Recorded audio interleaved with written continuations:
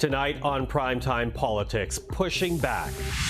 But trying to actively cheer and work against providers participating or seniors getting care, I've got a major problem with. The health minister defends the government's national dental care program, denouncing critics who say not enough dentists are signing up. With 2 million Canadian seniors now approved for care, will there be enough service providers to meet the demand? We'll speak with Minister Mark Holland. Also, but this hard-won economic stability was only ever meant to be the beginning, and that's why I've called the election.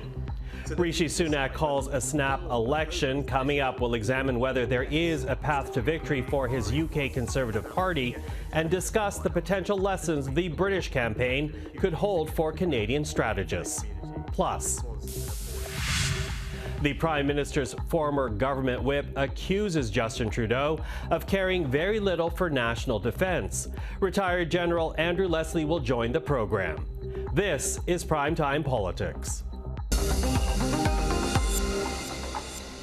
Hello everyone, I'm Michael Serapio. The Trudeau Liberals are hailing another milestone in their national dental care plan. Brought about by the Liberal Supply and Confidence Agreement with the NDP, the government says 2 million Canadian seniors have now been approved to receive coverage, and nearly 90,000 seniors have already received care since the program was launched just 21 days ago. Hearing people who spend their days taking care of Canadians, taking care of, our oral health, and hearing them having to actually have people only come to be taken care of when things got so bad they couldn't stand the pain, and that what was holding people back was money, that's not the kind of Canada I think we should live in. Well, joining us now is the Federal Health Minister, Mark Holland. Minister, thank you for making the time.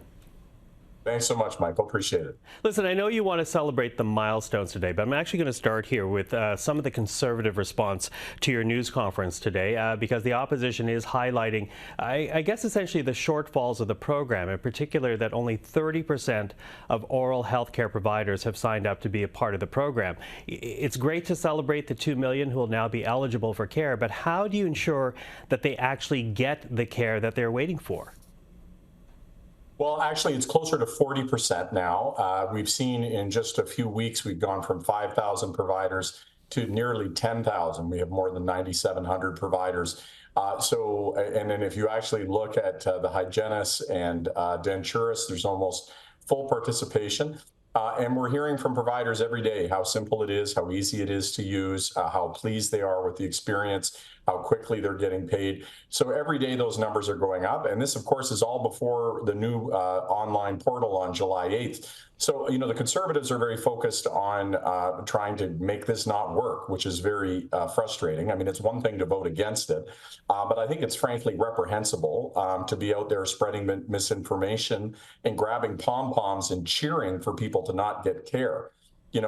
We saw, just as an example, in a clinic, Raphael today, talking about just how meaningful it was for him to be able to get oral health care, what kind of difference it's going to make to him and his mouth, and talking to providers about, people not having to wait for emergencies, not having to go into surgical rooms because they've put off dental procedures so long that they're winding up with surgeries. This is, it's fine, they're against it, but to try to spread misinformation and cheer against the plan, I think is not appropriate. Okay, I'll get back to that in a second. But, Minister, I'm wondering what your goal here is. Is it to get 100% of oral care health providers enrolled? Is it 70, 60? What exactly is the level of buy-in that you need from dentists to make sure that you are keeping your promise to Canadians that they'll get care? Well, I think we're on our way to get to 100% of dentists. I think we'll get there very, very close. Or at least very close to it.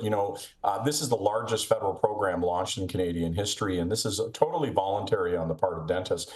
I think in just a few weeks, for us to already be at nearly 40% of oral health professionals participating is just so exciting.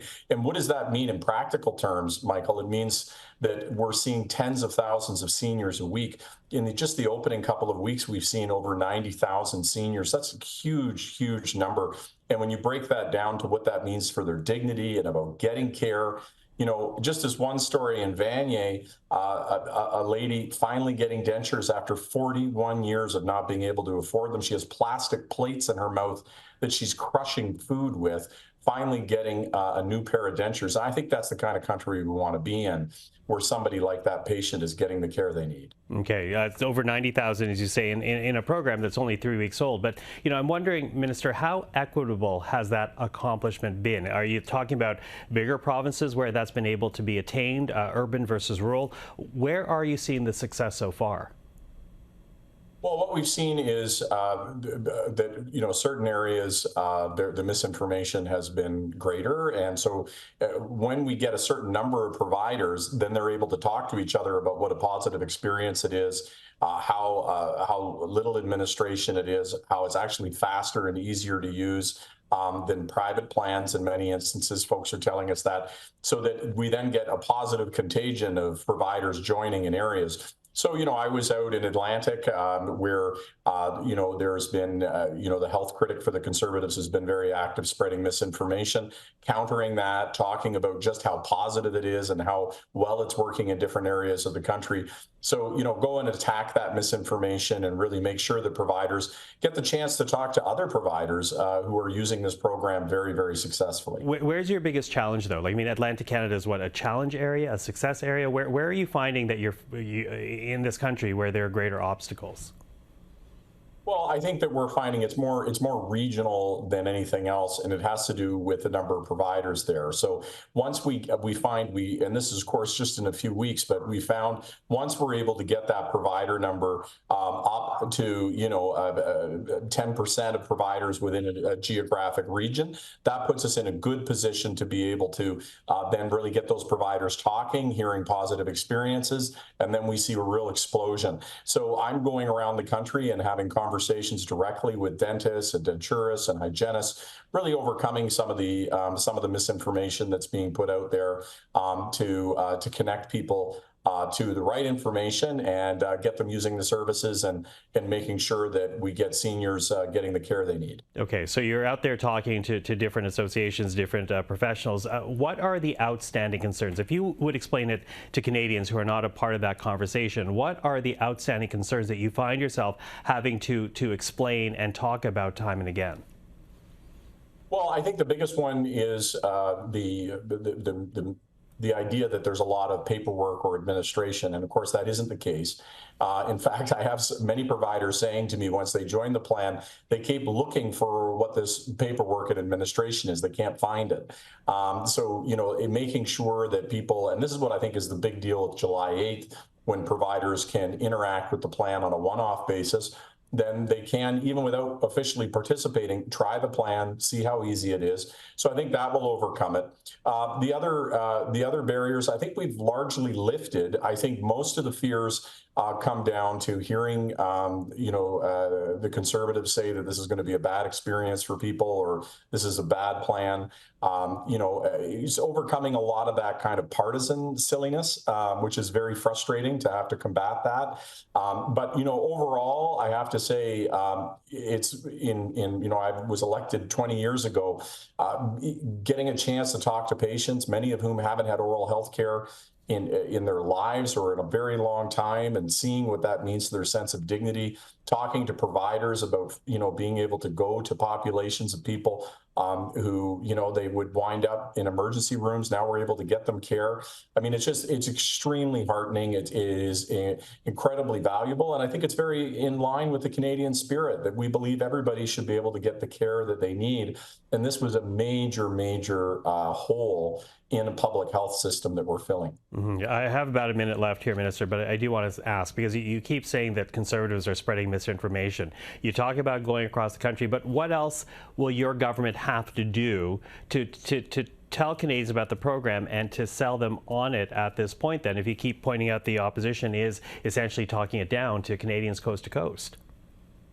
Sure. So, I mean, in the first order, we're not having any problem with people signing up, and that's fantastic. 2 million seniors have signed up already, and more being added every day. So on the demand side, folks want care. They know they need it. They know it's good for their health, that it's going to prevent bad health outcomes. And so on that side, we're going to keep spreading the message, but it's going very well. And on the provider side, frankly, I'm meeting every single day with oral health professionals. There isn't a day that goes by that I'm not meeting in person or over Zoom or on telephone with oral health providers, getting answers to their questions, fixing any problems that they have, showing them that we are going to be 100% wind in their sails to get this done. And so we always said it would be iterative. This is 9 million people. This is we're talking about tens of thousands of providers. It's a huge undertaking, but like anything big, you take it a step at a time. And in the opening weeks, we've made huge progress. We got a lot more yet to do, and we're going to get it done. Okay, Minister Mark Holland, thank you again for the time today. Thanks so much, Mike. Well, to 10 Downing Street now, where earlier today Rishi Sunak called a snap election, telling Britons they'll be going to the polls on July the 4th. But Sunak's UK Conservative Party has a steep hill to climb if they expect to form government again. Trailing badly in the polls for over a year, the latest YouGov survey on May the 16th says the Tories only have 20% support of decided voters, while British Labour has 47%. Well, joining us now is Matthew Lebo, who's the chair of the Department of Political Science and a professor at Western University. Joins us right now in London. Matthew, thank you for being here. Thank you. So Rishi Sunak, he did not have to call a vote until January of 2025. So why trigger a snap vote now? What is the path to victory that he's hoping to navigate here?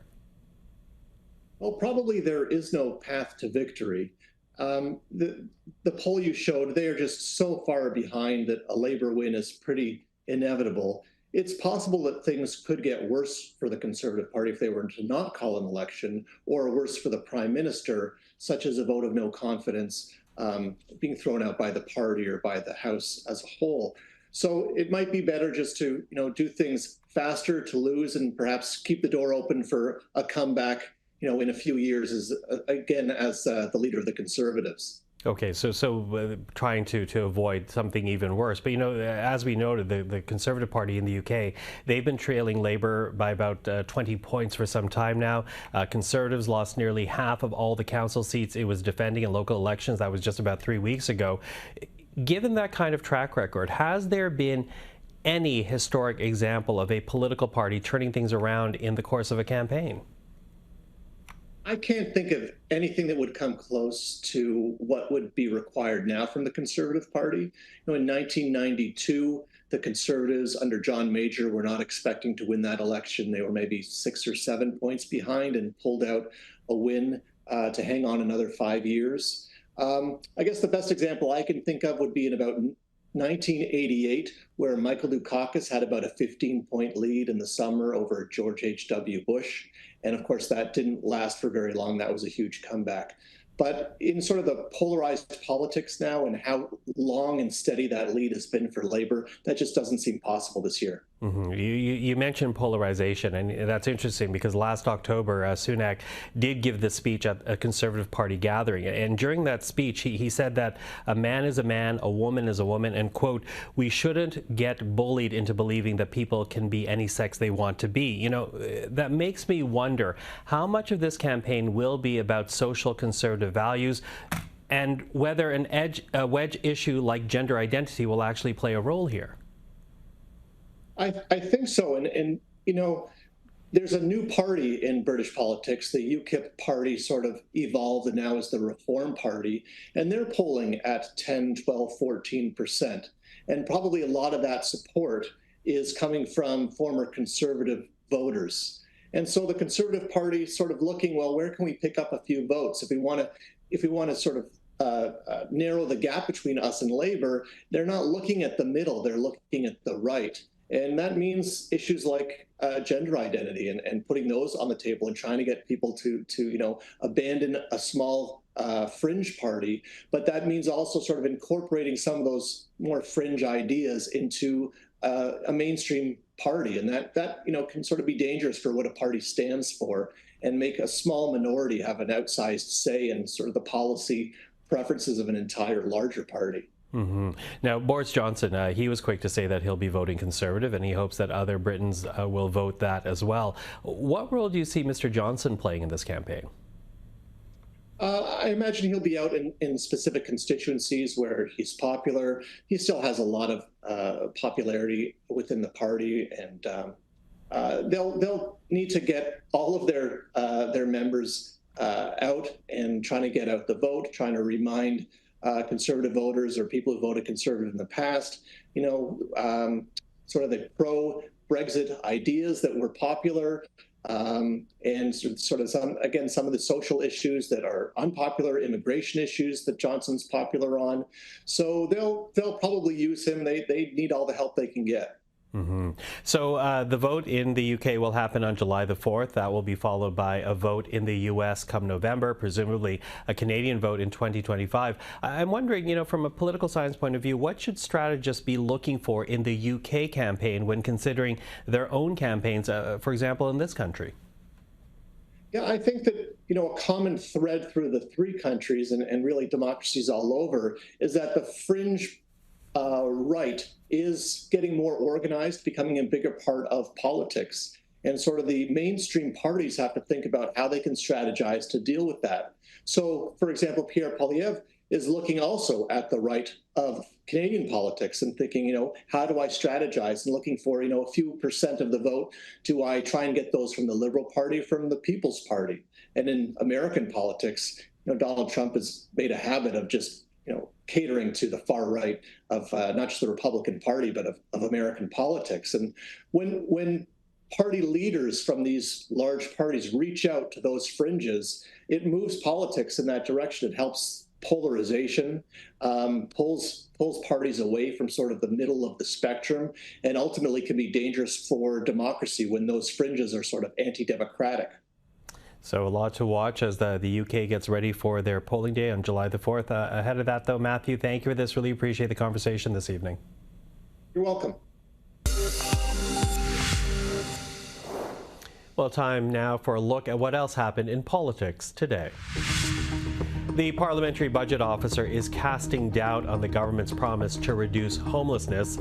Yves Giroux released a report today, and it states the government would need to increase its funding for housing programs by $3.5 billion on a yearly basis if it wants to achieve its goal of cutting the rate of homelessness in half by 2028. The report also says despite efforts to reduce homelessness, the number of homeless people in Canada was up 20% compared to 2018. In response to the report, Housing Minister Sean Fraser says the government is working to increase the supply of affordable housing in Canada. The truth is that we can't just support homelessness initiatives at a community level if we're going to actually end homelessness, which needs to be the goal. We need to actually build out the affordable housing stock so people have a place to go, not just receive temporary supports. That's why we've increased, both in the recent fall economic statement and then again in the recent federal budget, by $1 billion in each instance, more support to build out affordable housing stock. Canada's upper chamber has new rules to govern how it works. Under the changes adopted, more privileges will be given to the Senate's 3 groups of independent senators, groups that are not tied to any of the political parties. The move is just the latest effect of Justin Trudeau's decision back in 2014 to cut Liberal senators from his caucus, freeing them to operate outside of the party.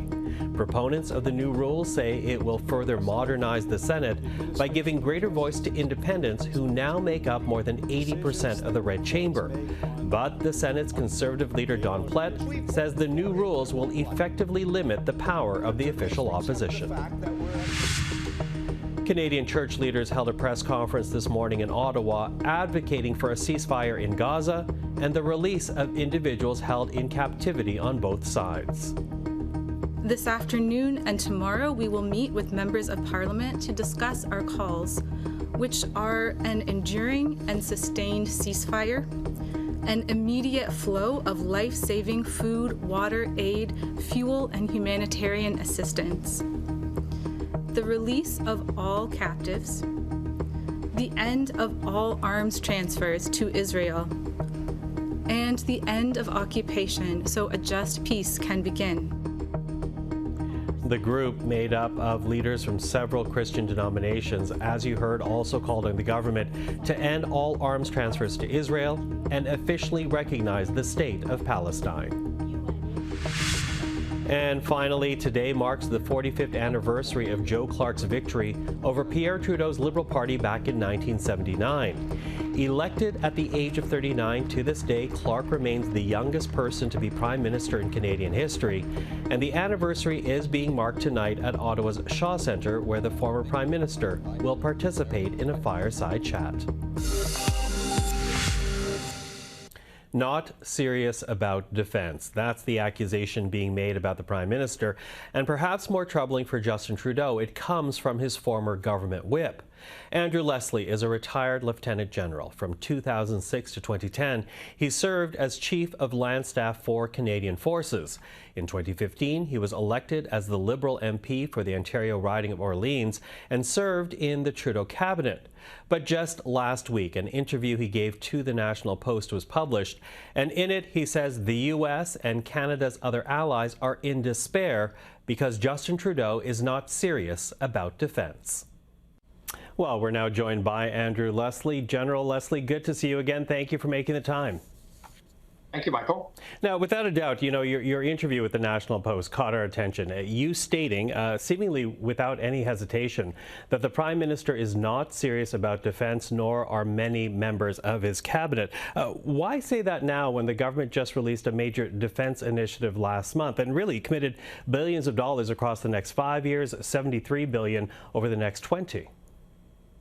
Yeah, it sounds great, doesn't it? Let's not forget what happened in 2017 when the government promised tens of billions of dollars 2017 onwards, and they didn't spend a penny of it. And by the way, between 2017 to now, the Liberal government is $19 billion short on what was promised for strong and secure engage. Okay, fast forward to the defense policy update. We are the only NATO country that is 16,000 personnel short and continuing to fall in terms of overall effective strength. We are the only NATO nation that is not committed to getting to 2% of GDP by 2024. And as you saw, that policy that was articulated a couple of short weeks ago was nowhere close. We are the only NATO nation that, quite frankly, is whose budget, you ready for this, will be decreasing next year. So promising billions of dollars far into the future while Ukraine burns is not acceptable. Well, to that, though, you know, I did speak with the U.S. ambassador about the new defense plan after it was released, and the ambassador said that the U.S. is heartened by what they see. They like the commitment to the Arctic, they like the commitment to continental defense, and the commitment of dollars. Does the ambassador's assessment change your analysis in any way? No, not in the slightest. I paid a great deal of attention to what Secretary of Defense the Secretary of Defense of the United States recently mentioned. And that is when the Minister of Defense for Canada went down, they had a press release right afterwards.